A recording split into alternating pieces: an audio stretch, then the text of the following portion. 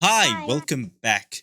We have got a bunch of info about the new upcoming characters Aglaea and Herta, and with a consensus about if you should pull Fugue and Sunday being reached, which is, by the way, if you want to play summons and hypercarry teams, then you 100% have to pull Sunday. He's an absolute must-have for summon teams. And if you want to keep using Super Break for whatever reason, if you have Rappa, or want to make her really strong, or for any other applications like Himiko or Acheron, then for sure get Fugue. However, she's nowhere near as valuable as Sunday is. For now though, we move on to new opponents. New opportunities to be called a useless Doom poster by redditors who really like to defend their favorite units. Today we're going to be taking a look at Herta and Aglaea skits, and then pass a judgment of whether you should pull or skip Herta and Aglaea.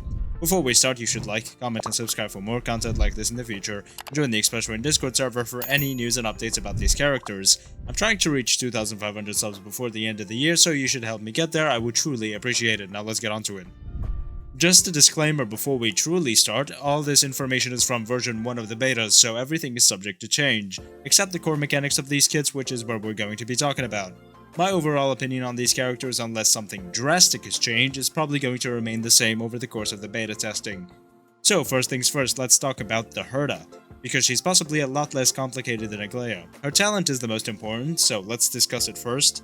First off, when enemies enter the battlefield, Herta inflicts one stack of interpretation on them. With her ult, she enhances her skill. When the primary target has interpretation on them, each stack of interpretation increases the damage dealt by this skill by 8% and by 5% on all other targets. If at least two characters are erudition on the team, then each stack increases damage by a further 8% on the main target and 5% on others. Interpretation stacks up to 42 times, and when you defeat a target with interpretation, their stacks get transferred to the other enemies, with bosses and elites prioritized. Now we can get onto her moveset.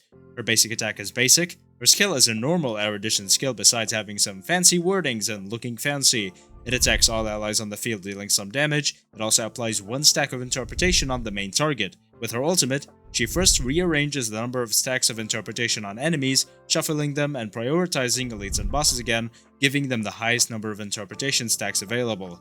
Then, she deals 200% of her attack to all enemies, advances her action forward and gives her one stack called Inspiration, which allows her to use her enhanced skill. Inspiration can be stacked up twice, so things like Brain in a Vat or lots of energy coming from allies can prove useful. Her enhanced skill basically does the same thing as her normal skill, just dealing way more damage because of her talent increasing enhanced skill damage based on interpretation stacks. Her T1 allows attacking allies to inflict interpretation stacks on enemies, and to also give Herta some energy, 3 per attack target. Her T2 gives 80% crit damage to all allies when the party has 2 erudition units, and also makes her T1 always calculate at least 3 targets, meaning no matter how many enemies you hit, you will at least regenerate 9 energy, and up to 15. Her T3 increases her ult's damage by 1% for every stack of interpretation applied on the battlefield, in total up to 99% extra damage. So for example, if there was one enemy with 30 stacks and 2 others with 20 stacks, it would tally those stacks up and increase Herta's damage by 70%. If you want to know about her eidolons, then her E1 allows her enhanced skill to additionally calculate 30% of the interpretation stacks on the 2 targets, with the highest interpretation stacks among the main target and its adjacent targets, to its damage. Her E2 allows for one more interpretation stack to be applied when an ally attacks, and when an enemy with 42 stacks of interpretation is attacked, Herta gains 1 stack of inspiration, allowing her to use her enhanced skill. This can only happen once per enemy target. Her E4 increases speed, and her E6 increases all damage by a ton. We don't need to discuss those, that's rich people. Before we discuss the Herta any further, let's talk about Aglaea's kit. Aglaea is a lot more complicated because she has a summon with her, which has its own traces and talents. It's like 2 characters in one basically, except you don't get to control the summon, it always auto-attacks when it gets its turn. So let's take this step by step. Her talent describes her memo sprite, which is named Garment Maker. It has an initial speed of 40, which may seem really low at first, but we'll get to that. It has HP based off of Aglaea's. While Garment Maker is on the field, Aglaea's attacks inflict Seam Stitch on enemies. Only the last enemy attack can have Seam Stitch. With her skill, she can summon her Memo Sprite or heal it if it's already present on the field. With her technique, she also summons Garment Maker, dealing damage to enemies and inflicting Seam Stitch on a random enemy. Her Memo Sprite, as we said, has its own traces. When it takes action from the action bar, it uses its skill, attacking the targets with Seam Stitch on it and dealing damage to it and adjacent targets. It has 3 talents, the first of which increases its speed by a whole ass 60 every time it attacks a target with Seam Stitch. This stacks up to 6 times, meaning Garment Maker can have a maximum of 400 speed. Its second talent allows it to immediately take action when summoned, meaning it's always going to have at least 100 speed when first summoned. Its final talent regenerates 20 energy for Aglaea when Garment Maker disappears. So now here comes the juicy part. With her ultimate, she first summons Garment Maker if it's not present, and if it is, she regenerates its HP to its maximum. Then she takes Supreme Stance and immediately takes action. During this stance, she gains the speed boost stacks from Garment Maker, gaining 15% speed from each stack. Her basic attack becomes enhanced and a countdown appears on the action order, which when reached, Garment Maker self-destructs and Aglaea exits Supreme Stance. All you need to know about her enhanced basic attack is that it deals a ton of damage. Her T1 increases Aglaea's and Garment Maker's attack by 720% of Aglaea's speed and 360% of Garment Maker's speed during the Supreme Stance state. Her T2 allows Garment Maker to retain one stack of its speed boost when it self-destructs, meaning you can keep a stack when you next summon it. With her T3, increases Garment Maker's damage by 30% after using her skill or entering combat, which is retained during Supreme Stance. Her E1 allows Aglaea and Garment Maker to ignore 25% of enemies' defense if Aglaea and Garment Maker are about to take consecutive actions, unless until any other unit other than Aglaea and Garment Maker actively use an ability, which I assume means any turn other than an ultimate. Her E2 allows Garment Maker's speed boost to gain 1 extra stack in total, bringing the total up to 7, and also allows Garment Maker to gain the speed it also gives to Aglaea from its talent, meaning all in all, Garment Maker goes from 40 speed up to 525. Damn. So their kits are pretty impressive. First, let's discuss the Herta. Herta is mostly a pure fiction unit, however, just because she's mostly a pure fiction unit doesn't mean she can't be useful in the MOC and in the Apocalyptic Shadow. Her damage doesn't rely on the number of enemies at all actually, only on the number of interpretation stacks on the enemies. A fun fact actually is that I've seen a showcase of the Herta clearing the 3.0 MOC 12 boss faster than Aglaea, which is kinda funny honestly. So the Herta is an all-round great unit. She can definitely prove to be in the top 5 DPS characters, however I would not consider her to be better than Feixia or Acheron. Better than Rappa and Firefly? Possibly, depending on the endgame cycle, the number of enemies and their weaknesses, but definitely not overall better than Acheron and Feixia. Her problem is that she simply doesn't have as high multipliers as Acheron, and that her best-in-slot teammates also don't do as much damage in the MOC and Apocalyptic Shadow as Feixiao's best-in-slot teammates.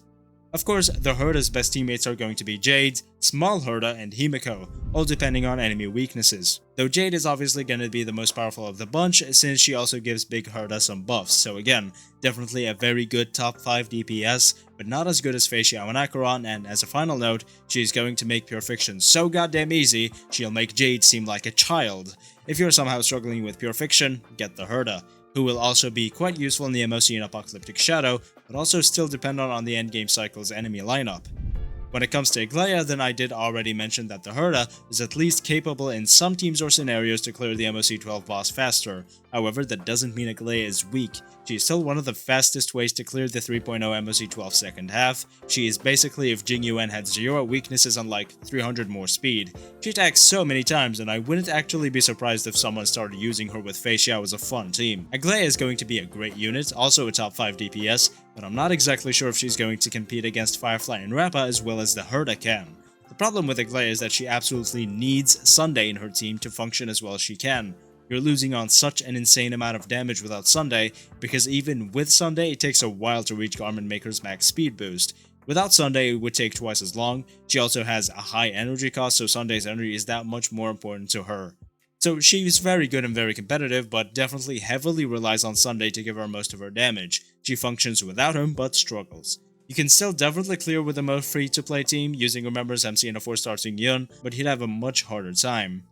Also, as a note for both, when the 3.0 endgame cycles roll around, that is, all of the MOC, Pure Fiction, Apocalyptic Shadow, the Herta and Aglaea are going to seem way more powerful than they actually are long-term, because the endgame cycles buff them up, don't fall for these traps.